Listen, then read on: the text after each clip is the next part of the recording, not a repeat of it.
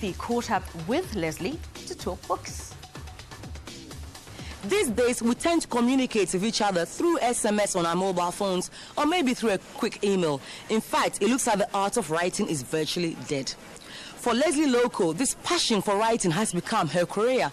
Her first novel, Sundowners, has just been translated into 6 different languages. It's been described as this year's most glamorous debut, and for this architect lecturer turned author, it is a dream come true. First of all, Lesley, what's a lecturer in architecture doing writing a best-selling novel? I got fed up with teaching. I was teaching in Britain, and it was becoming increasingly sort of bureaucratic, a lot of administration. And I'd spent some time working in Southern Africa about 10 years ago, and I was really fascinated by lots of experiences there, both in Namibia and in South Africa. And it's very difficult to kind of talk about those experiences in architecture, so I thought, well, I'll try and find an alternative format, and novel writing kind of appealed, yeah. Sundowners, your first novel has just been launched in Ghana. How's it doing internationally? It's doing well, yes. My publishers are very pleased with it, and it's just about to come out in paperback. And how's it doing in Ghana? It's doing quite well. I mean, I think, Ghana doesn't yet really have a huge tradition of book buying. But I think for the public that we have that buy books, I think it's doing well. Now you're actually onto your 3rd novel now. What inspires you? Africa inspires me, actually. I mean, one of the things that I wanted to do in Sundowners was to try and talk about a different Africa in a way. I think it's not portrayed certainly in commercial fiction. I wanted to portray it as the Africa that I know, that's full of, interesting, glamorous, cosmopolitan, well-travelled people. So what's Sundowners about? Tell us a bit more. It's about the friendship between 4 women. One of them is a white South African who comes to boarding school in England.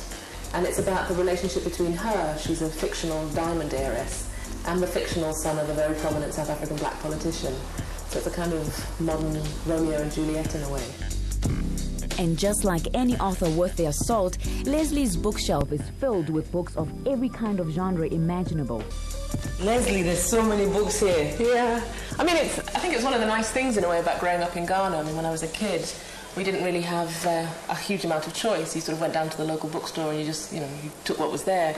So my sisters and I developed these really wide kind of reading tastes because there wasn't a huge amount of choice. So you read all sorts then? Yeah. Yeah. Everything, yeah. This is your book here? Yes, yes it is.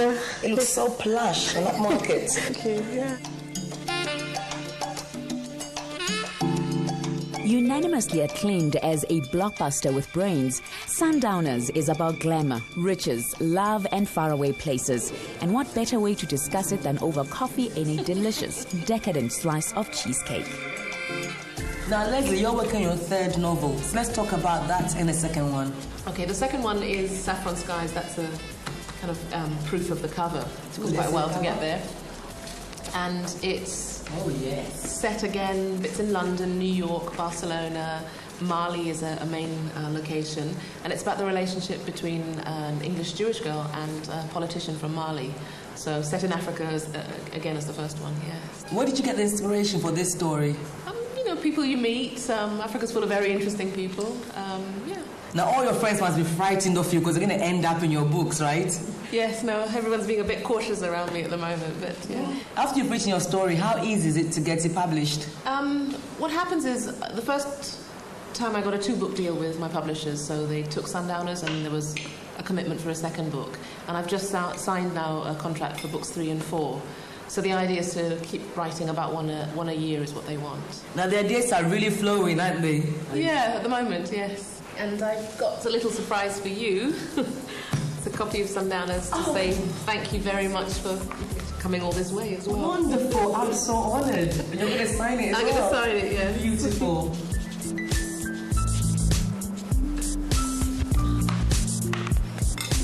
Wow, my very own signed copy. I'm honoured. Thank you. This is wonderful. Now, before we go, what advice do you have for budding young African writers?